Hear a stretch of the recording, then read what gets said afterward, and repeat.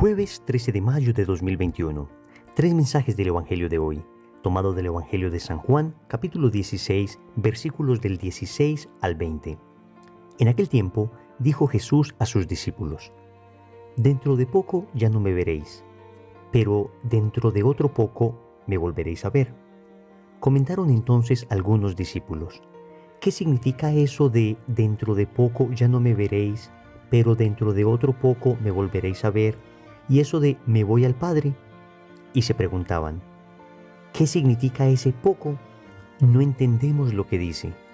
Comprendió Jesús que querían preguntarle y les dijo: ¿estáis discutiendo de eso que os he dicho, dentro de poco ya no me veréis y dentro de otro poco me volveréis a ver?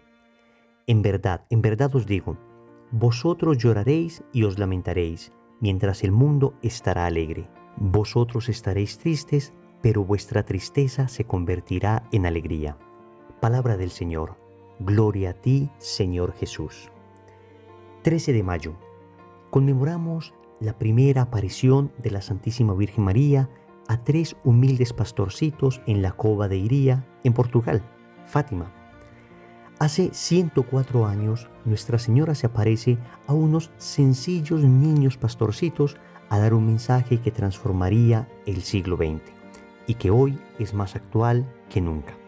Vamos a reflexionar tres mensajes de este Evangelio y vamos a ver cómo Fátima tiene mucho que decirnos también hoy a nosotros. Primero, el Dios que se oculta. Segundo, no entendemos lo que Dios dice. Tercero, tristeza convertida en alegría. Vamos con el primer punto, el Dios que se oculta. En el Evangelio el Señor dice a sus apóstoles: dentro de poco ya no me veréis, pero dentro de otro poco me volveréis a ver. Digamos que existen dos interpretaciones de estas palabras de Jesús que distintos santos les han dado. Para unos esto se refiere a la muerte y resurrección. Entonces, dentro de poco ya no me veréis es porque el Señor está en el contexto de la última cena y va a morir. Y después dice el Señor: dentro de otro poco me volveréis a ver, se refiere a la resurrección. 3 días después ven al Señor. Otros santos han interpretado la ascensión y la segunda venida del Señor expresadas en estas palabras. Y así dicen: dentro de poco ya no me veréis, es decir, cuando el Señor suba al Padre. Y dentro de otro poco me volveréis a ver, es decir, su segunda venida. Ese poco sería entonces ya no los 3 días que duró Jesús en el sepulcro, sino el tiempo que dura la historia mientras Jesús está en el cielo hasta que baje en su segunda venida. Sea cual sea la interpretación, podemos sacar de allí una profunda enseñanza espiritual, y es que nuestro Dios se deja ver, pero en ocasiones se oculta.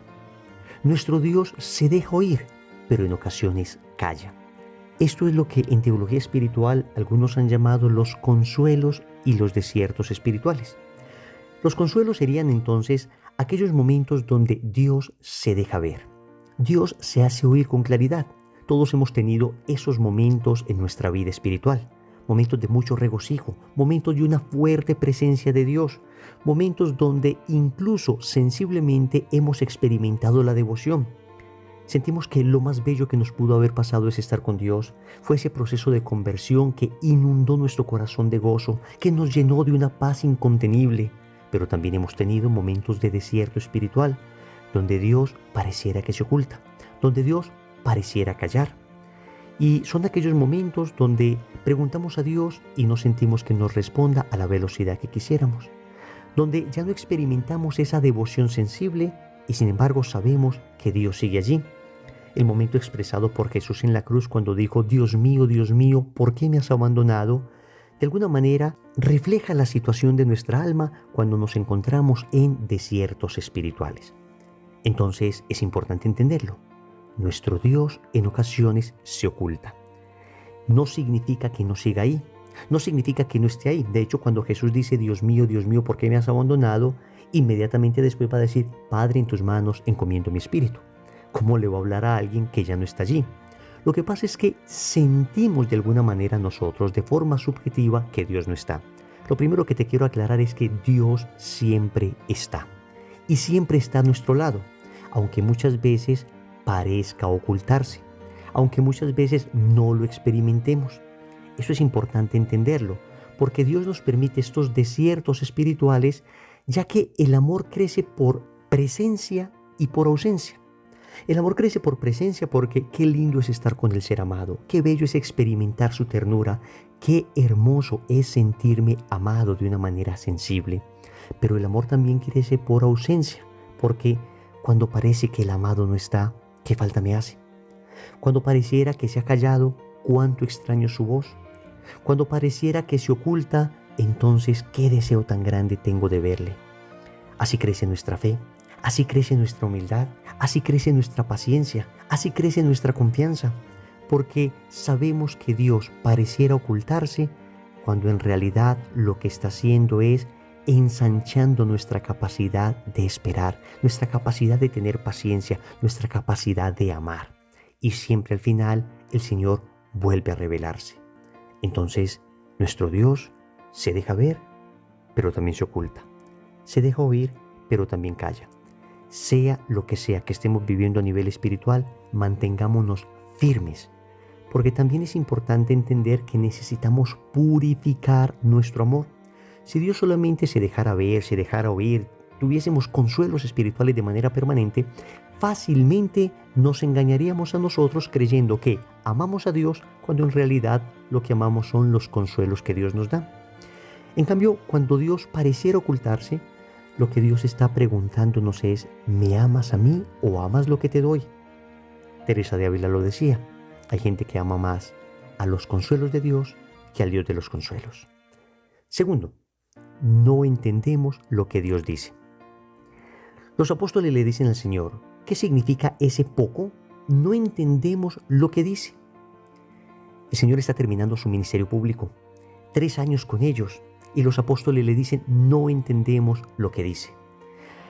Pues hoy podemos decir que el mundo no entiende lo que Dios dice.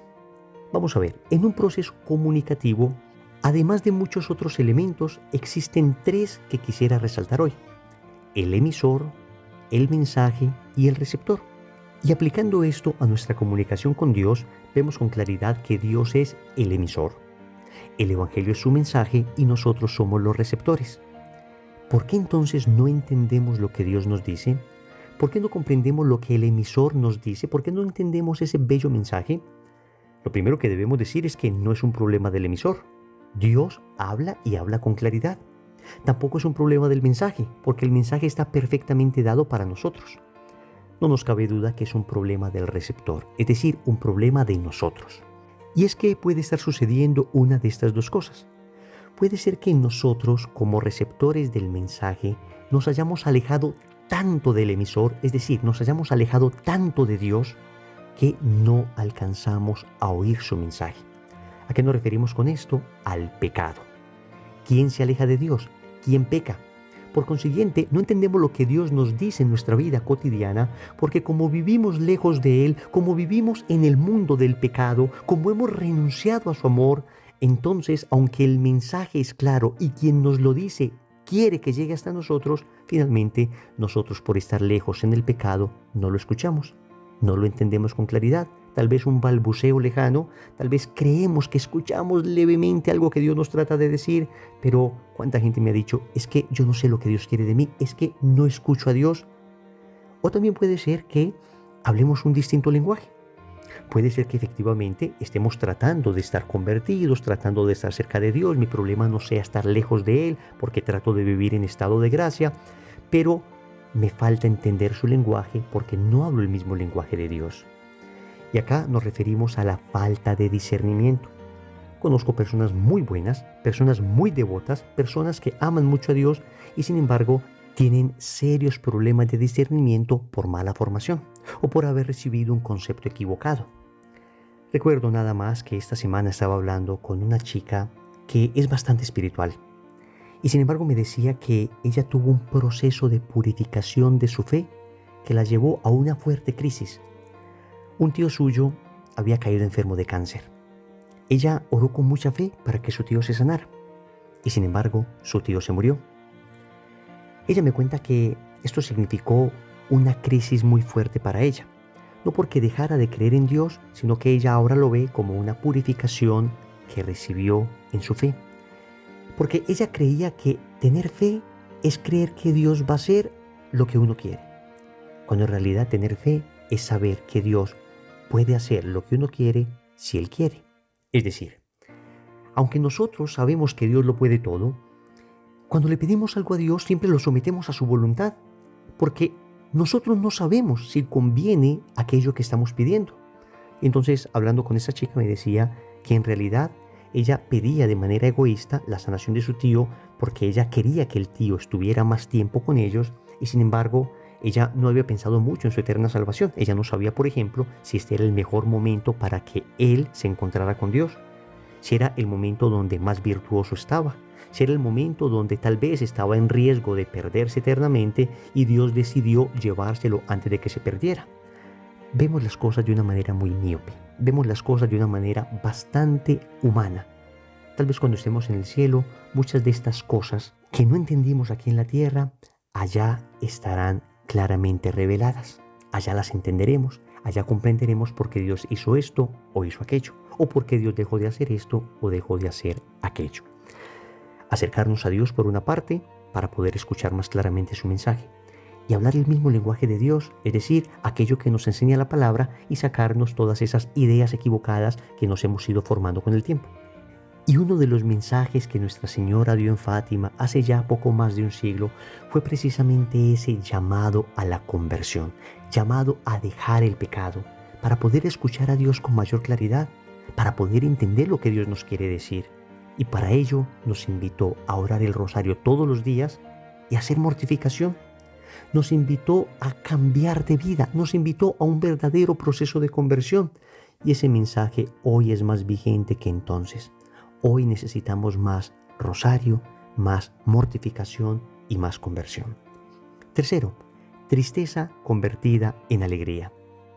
Concluye este evangelio con estas esperanzadoras palabras del Señor. Pero vuestra tristeza se convertirá en alegría.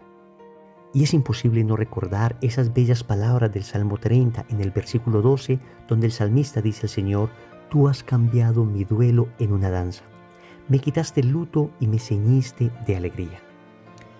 ¿Qué significa esto? Que la persona que encuentra a Dios, o más bien la persona que se deja encontrar por Dios, la persona que se deja abrazar por Dios a través de un proceso de conversión, va a pasar de una vida de tristeza a una vida de alegría, de una vida de oscuridad a una vida de luz. En pocas palabras, de la muerte a la vida. Cuando encuentras al Señor, cuando finalmente te dejas amar por Él, cuando inicias un proceso serio de conversión, entonces adquieres la certeza de que todo está en manos de Dios. Recordamos las palabras de Nuestra Señora en Fátima, cuando nos dice: al final mi corazón inmaculado triunfará.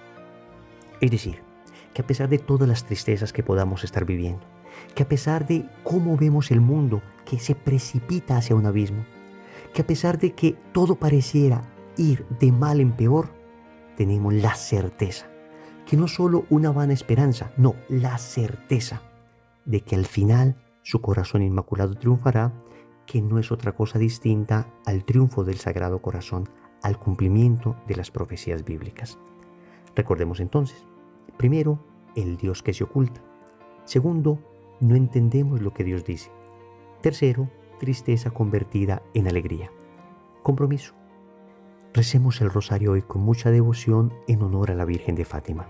En el nombre del Padre, y del Hijo, y del Espíritu Santo. Amén.